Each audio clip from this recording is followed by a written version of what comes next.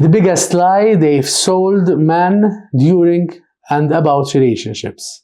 A lot of men have been taught that being a man means being a provider and being strong for your partner no matter what.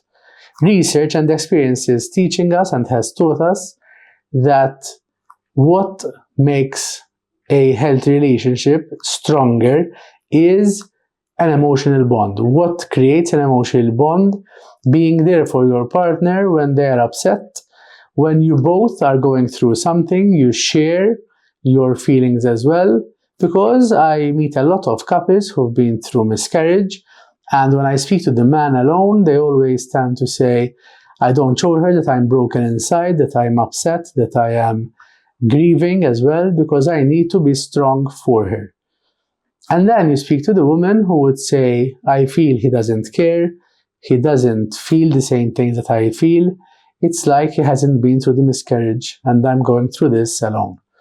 So it's very important as men to share your emotions, to be emotionally available, and be able to listen to your partner when they're expressing how they are feeling about things happening in the relationship or in the rest of their lives.